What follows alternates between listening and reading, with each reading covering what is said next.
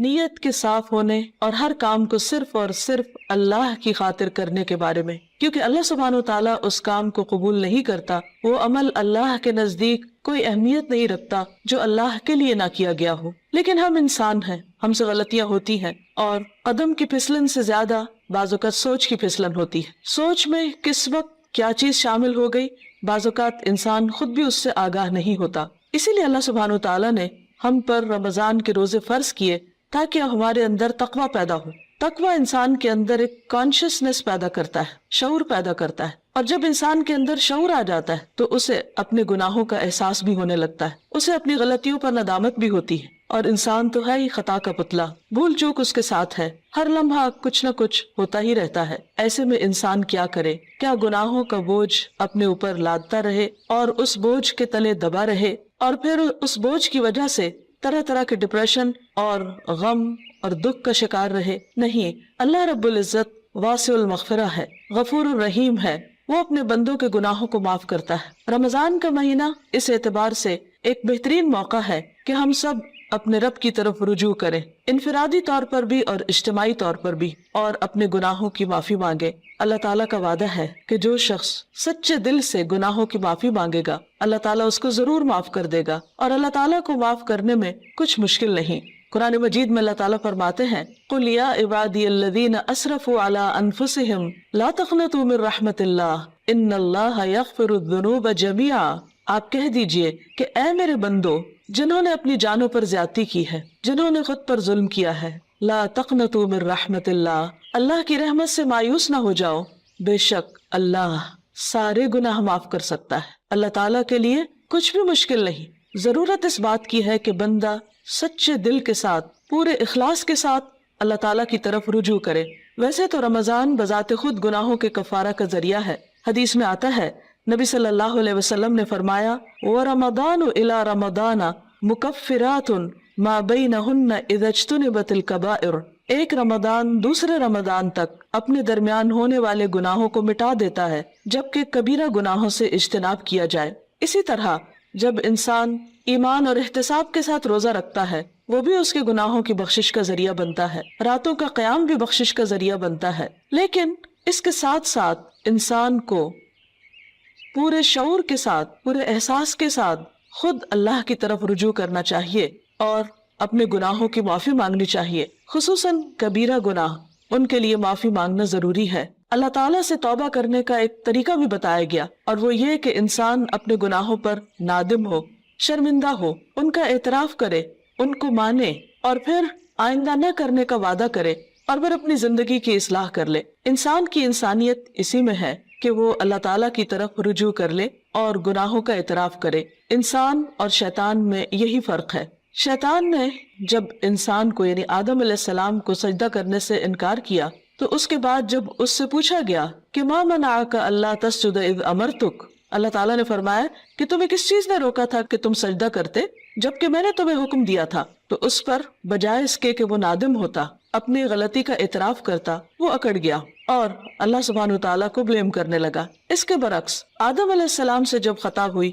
اور وہ بھول کر جنت کا وہ پھل کھا بیٹھے جس کے کھانے سے ان کو روکا گیا تھا، تو جب انہیں اپنی اس بات کا احساس ہوا کہ انہوں نے درست نہیں کیا اور ان سے جنت کا لباس اتروا لیا گیا، تو وہ فوراً اپنے رب کی طرف پلٹے اور انہوں نے اعتراف کیا اور دعا کی، ربنا ظلمنا انفسنا وان لم تغفر لنا وترحمنا لنکونن من الخاسرین، کہ اے ہمارے رب، ہم نے اپنی جانوں پر ظلم کیا اور اگر تو نے ہمیں معاف نہ کیا اور ہم پر رحم نہ کیا تو ہم ضرور نقصان اٹھانے والے ہو جائیں گے۔ گویا انسان غلطی تو کرتا ہے، لیکن اگر وہ رب کی طرف پلٹتا نہیں اور رب اس پر رحمت نہیں فرماتا تو پھر انسان کا کوئی ٹھکانہ نہیں۔ روزے کی حالت میں انسان کو اپنے آپ کا جائزہ لینے کا موقع ملتا ہے، کیونکہ بہت سی مصروفیات اور مشغولیات سے، خصوصاً کھانے پینے کی مشغولیت سے فراغت پانے کے بعد جب روزے کی حالت میں، بھوک کی حالت میں اس کو اپنا محاسبہ اور اپنا جائزہ لینے کا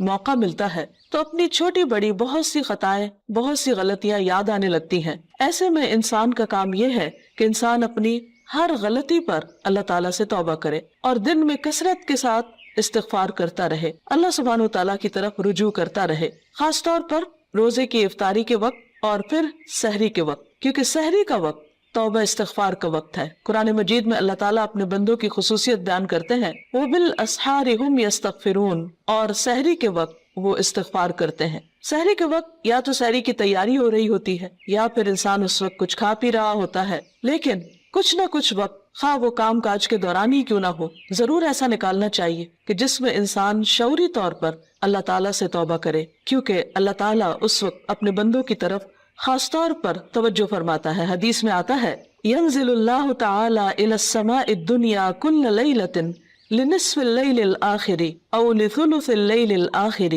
فيقول من ذا الذي يدعوني فأستجيب له من ذا الذي يسألني فأعطيه من ذا الذي يستغفرني فأغفر له حتى يطلع الفجر۔ اللہ تعالیٰ ہر رات کو آدھی رات یا ایک تہائی رات کے آخری حصے میں آسمان دنیا پر نزول فرماتے ہیں اور ارشاد فرماتے ہیں کہ کون ہے جو مجھ سے دعا مانگے اور میں اس کی دعا قبول کروں، کوئی ہے جو مجھ سے سوال کرے کہ میں اسے عطا کروں، کون ہے جو مجھ سے استغفار طلب کرے اور میں اسے بخش دوں، یہاں تک کہ فجر طلوع ہو جاتی ہے۔ یعنی اس وقت خاص طور پر اللہ تعالیٰ اپنے بندے کی طرف متوجہ ہو کر اس کو پکارتا ہے کہ تم غلطی کرنے کے بعد میری طرف لوٹ آؤ۔ رمضان ایک مبارک موقع ہے کہ جس میں انسان سحری کے وقت اٹھ ہی جاتا ہے، تو اس وقت اللہ سبحانہ وتعالیٰ کی اس پکار پر لبیک کہتے ہوئے اپنے گناہوں کی معافی مانگنی چاہیے اور اس کی طرف رجوع کرنا چاہیے، کیونکہ وَمَن يَغْفِرُ الذُّنُوبَ إِلَّا اللَّهُ، کون ہے جو گناہوں کی بخشش کرے سوائے اللہ کے۔ ہم میں سے کون ہے جو یہ دعویٰ کرے کہ اس سے کبھی کوئی غلطی نہیں ہوئی یا اس نے کوئی گناہ نہیں کیا؟ ہم سب خطا کار انسان ہیں اور ہم سے غلطیاں ہوتی ہیں، لیکن غلطی پر توبہ کرنا اور غلطی پر شرمندہ ہونا انسان کی فطرت میں ہے۔ اگر انسان اس فطرت کو مسخ نہ کر دے تو جو ہی کوئی گناہ ہوتا ہے انسان کا ضمیر فوراً ہی اسے آگاہ کرتا ہے کہ تم سے غلطی ہوئی ہے اور انسان اپنے رب کی طرف پلٹنا چاہتا ہے، لیکن بعض اوقات انسان کا نفس اس کو دھوکہ بھی دے جاتا ہے اور بجائے اس کے کہ انسان غلطی کا اعتراف کرے، انسان اپنی غلطی پہ پردہ ڈالنے لگتا ہے، اس کو جسٹیفائی کرنے لگتا ہے اور پھر غلطی پہ غلطی کیے چلے جاتا ہے۔ کیونکہ ہوتا یہ ہے کہ جب انسان ایک گناہ کر لیتا ہے، اللہ کی ایک حرمت کو پامال کرتا ہے، اللہ تعالیٰ کی ایک نافرمانی کرتا ہے، تو پھر اس کے بعد اس کی جھجک ختم ہو جاتی، اس کی حیا ختم ہو جاتی، پھر وہ دوسرے گناہ کے لیے دلیر ہو جاتا ہے اور پھر گناہوں کا سلسلہ چل پڑتا ہے۔ اور اگر انسان توبہ نہیں کرتا تو وہ ایک سیاہ نقطہ جو دل پر لگتا ہے ایک گناہ کی وجہ سے، وہ نقطہ پھیلنے لگتا ہے حتیٰ کہ گناہوں کے ساتھ پورا دل سیاہ ہو جاتا ہے اور پھر انسان کے اندر سے احساس بھی ختم ہو جاتا ہے۔ اس کے باوجود انسان کو مایوس نہیں ہونا چاہیے۔ جب تک انسان کی جان ہے، انسان کی سانس کا سلسلہ چل رہا ہے، اس کے لیے معافی کا دروازہ کھلا ہوا ہے۔ حدیث میں آتا ہے کہ ان اللہ یقبل توبۃ العبد ما لم یغرغر، اللہ تعالیٰ بندے کی توبہ قبول کرتا ہے جب تک کہ اس کے سانس اکھڑنے نہ لگے، یعنی دنیا سے رخصت نہ ہونے لگے، فوت نہ ہونے لگے۔ تو گویا ابھی اللہ تعالیٰ نے ہمیں جو زندگی اور یہ موقع دیا ہے، اس میں ہم واپس پلٹ آئیں، رجوع کر لیں، اللہ تعالیٰ کو راضی کر لیں اور کبیرہ اور صغیرہ دونوں طرح کے گناہوں سے معافی مانگیں۔ صغیرہ گناہوں کے کفارے کے لیے تو نماز، روزہ، حج، زکوٰۃ اور دیگر نیکیاں، امر بالمعروف، نہی عن المنکر، یہ چیزیں انسان کے لیے کفارہ بن جاتی ہیں، لیکن خصوصاً کبیرہ گناہوں کے لیے خاص طور پر معافی مانگنا ضروری ہے۔ مثلا کبیرہ گناہ کیا ہے؟ مثلاً اللہ سبحانہ وتعالیٰ کے ساتھ شرک کرنا اور اس کے بعد والدین کی نافرمانی، والدین کو ناراض کرنا، ان کا دل دکھانا، ان کو پریشان کرنا، ان کی بات نہ ماننا۔ اللہ سبحانہ وتعالیٰ نے ایک نہیں کئی بار اپنے حق کے بعد انسانوں میں سے سب سے پہلا حق جس کا بتایا وہ والدین ہے، اور اللہ تعالیٰ کی رضامندی والد کی رضامندی میں ہے اور اللہ تعالیٰ کی ناراضگی والدین کی ناراضگی میں ہے۔ والدین کو ناراض کرنا کبیرہ گناہ ہے، اور اگر انسان کی وفات اس حال میں ہو جاتی تو اس وقت تک معافی نہیں ہوگی جب تک کہ والدین معاف نہ کر دیں۔ حقوق و لباد کے سلسلے میں جو بھی حق تلفی ہوتی، خواہ والدین کی نافرمانی یا کسی اور کی، یہ بات یاد رہے کہ انسان کو اس وقت صرف اللہ تعالیٰ سے ہی نہیں، بندوں سے بھی معافی مانگنی ہوگی، یعنی بندوں کو بھی راضی کرنا ہوگا۔ والدین کے بعد باقی رشتہ دار، دوست احباب اور انسانوں میں سے کسی انسان پر بھی اگر کوئی ظلم یا زیادتی ہوئی ہو تو اس کے لیے توبہ استغفار اور اس کے ساتھ ساتھ اس بندے سے معافی مانگنا بھی ضروری ہے۔ اسی طرح زبان کے بہت سے گناہ کبیرہ گناہ ہے، مثلاً جھوٹ بولنا۔ اسی طرح غیبت، اور غیبت کیا ہے؟ کسی مسلمان بھائی کی پیٹھ پیچھے اس کی برائی کرنا، کسی پہ جھوٹا الزام لگانا، کسی کو تانا دینا، کسی کے بارے میں بدگمانی کرنا، کسی کا مذاق اڑانا، نقلیں اتارنا، یہ سب دوسروں کا دل توڑنے والی باتیں، یہ تہذیب کے دائرے سے نکلی ہوئی حرکتیں، اور ہمارا دین ان چیزوں کی قطعاً ہمیں اجازت نہیں دیتا۔ کسی کے ساتھ اختلاف کا ہو جانا، کسی کی بات کو ناپسند کرنا، یہ ہر انسان کا حق ہے، لیکن یہ سب کچھ دلیل کی بنا پر ہونا چاہیے، محض جذبات کی بنا پر نہیں، کہ ہم اگر کسی سے اختلاف کرتے ہیں تو پھر ہم اپنے لیے اس بات کو جائز کر لیں کہ جیسے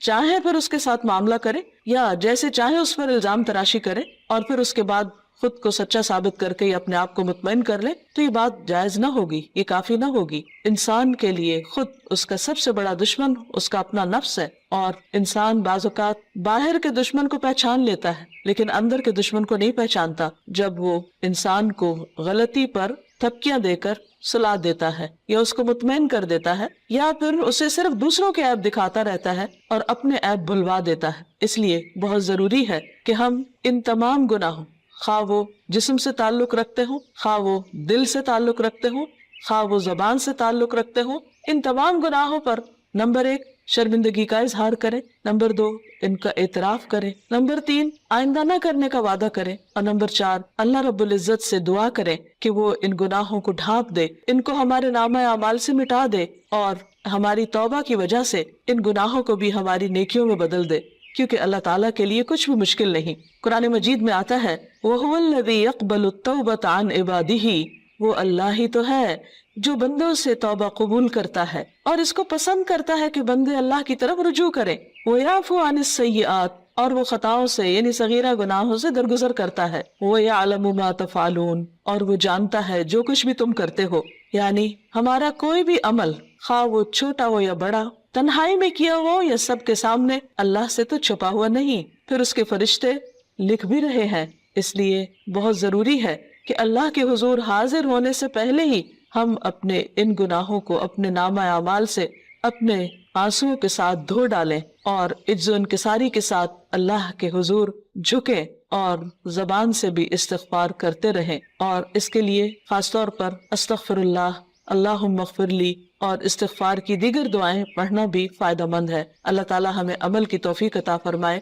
وآخر دعوانا ان الحمد للہ رب العالمین۔